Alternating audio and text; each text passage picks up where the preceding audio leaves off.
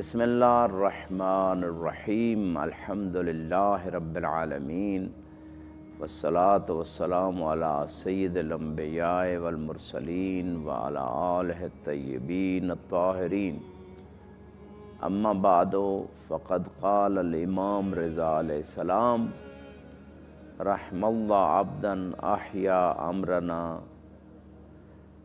صدق امامنا صلوات اللہ علیہ۔ ناظرین محترم، آغائے مرج کبیر آغائے سید صادق شیرازی حفظ اللہ نے ایک حدیث کا حوالہ دیا جو امام رضا علیہ السلام سے منقول ہے، اور اس حدیث کی شرح آپ کی خدمت میں پیش کر رہا ہوں۔ امام رضا علیہ السلام فرماتے ہیں اس بندے پہ اللہ کی رحمت ہے جس نے ہمارے عمر کو زندہ کیا۔ ابو سہل تحروی جو امام کے خاص صحابی ہیں، جن کا مزار بھی ہے مشہد کے اطراف میں، وہ یہ حدیث نقل کرتے ہیں۔ انہوں نے عرض کی یا مولائی یا کیف یحیی امرکم، مولا آپ کے امر کو ہم کیسے زندہ کریں؟ امام فرماتے ہیں یتعلم علومنا ویعلمها الناس، ہمارے امر کو ایسے زندہ کرے کہ ہمارے علوم کو سیکھے اور لوگوں کو سکھائے۔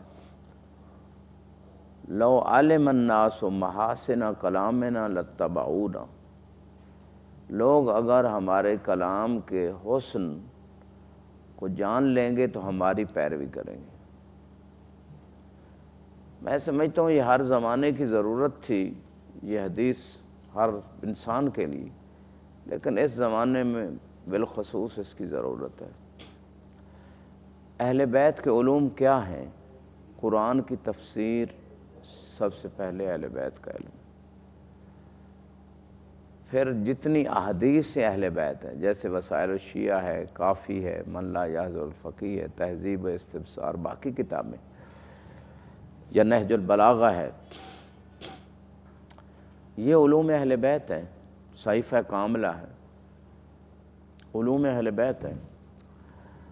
ان علوم اہل بیت کو انسان سیکھے۔ آج میڈیا کے دور میں بہت آسان ہو گیا ہے، آپ چلتے پھرتے بھی اپنے کان سے آپ ڈاؤن لوڈ کر لیں، آڈیو کی شکل میں سنتے رہیں، یہ چیزیں کتابیں سن سکتے ہیں، آپ اہل بیت کے فرامین کو سن سکتے ہیں۔ تو آپ جس فیلڈ میں بھی یہ رہیں، اگر مسلسل ایسا نہیں کر سکتے تو کوئی ٹائم فکس کر لیں، 1 گھنٹہ 2 گھنٹے ڈیلی اہل بیت کو۔ فضولیات جو لوگ میڈیا پہ بیٹھتے ہیں یا ٹی وی پہ بیٹھتے ہیں، فضول چیزیں دیکھتے ہیں، حالانکہ مومن کامیاب کی شان قرآن میں یہ بیان ہوئی ہے والذین هم عن اللغو معرضون، فضول چیزوں سے وہ دور رہتے ہیں کامیاب مومن۔ گانے یہ تو حرام ہے، کھیل دیکھتے رہنا، کیا فائدہ ہے کھیل دیکھنا؟ ہاں، آپ کچھ ایسی ایکٹیویٹی ایکسرسائز کریں کہ جس سے آپ کی باڈی کو فائدہ ہو، آپ کی صحت ٹھیک رہے، وہ ایک معقول چیز ہے۔ فضول ٹی وی پہ بیٹھ کے کئی دنوں کے میچ دیکھتے رہنا فضول ہے۔ کامیاب مومن کی عادت نہیں ہے، وہ زندگی کے ضائع نہیں کرتا، وقت ضائع نہیں کرتا۔ زندگی اور جوانی کے بارے میں سوال ہونا ہے۔ لہٰذا یہاں پہ بات یہ ہے کہ اہل بیت کی کلام کو سمجھنا سارے لوگوں پہ فرض ہے۔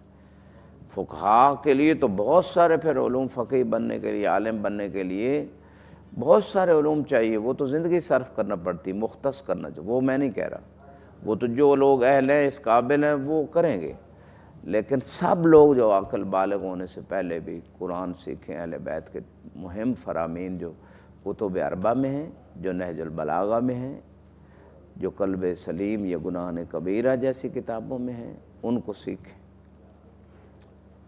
اور پھر ان پہ عمل کریں اور لوگوں کو سکھائیں۔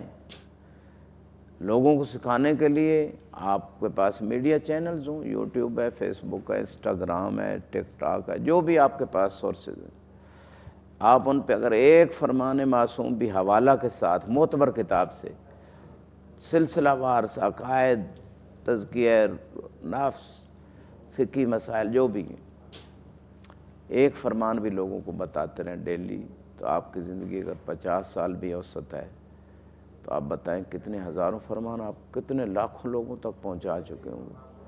اور جب وہ ایسی کلام کا حسن دیکھیں گے کہ جو ائمہ نے بات کی ہے وہ کتنی خوبصورت ہے، اور جو ان کے فاسد مذہب میں اگر دوسروں کے ہے اس میں تو یہ بات نہیں ہے، تو یقیناً اہل بیت کی اتباع کریں گے۔ اہل بیت کو کوئی فائدہ نہیں ہماری اتباع کا، لوگوں کو فائدہ ہے اہل بیت کی پیروی کا کہ جنت چلے جائیں گے، جہنم سے بچ جائیں گے، خدا کے قریب ہو جائیں گے، کامیاب ہو جائیں گے۔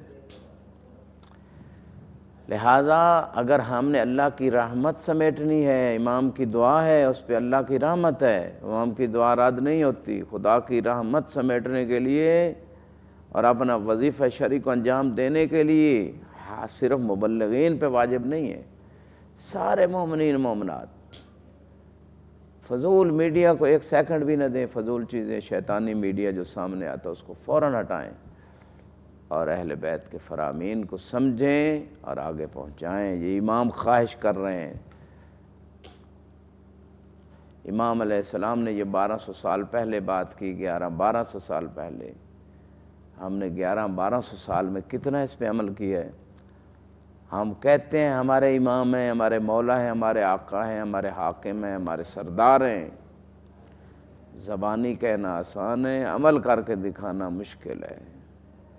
اسی ایک فرمان پہ آج جو 25-30 کروڑ شیعہ عمل شروع کر دیں تو میں دیکھتا ہوں 1 سال کے اندر لوگ شیعہ ہونا دھڑا دھڑ شروع ہو جائیں گے، لوگ بعمل ہونا شروع ہو جائیں گے، خود شیعہ بعمل ہونا شروع ہو جائیں گے، بامعرفت ہو جائیں گے، سارے مبلغ بن جائیں گے۔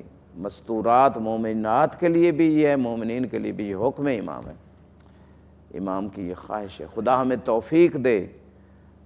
وآخر دعوانا ان الحمد للہ رب العالمین۔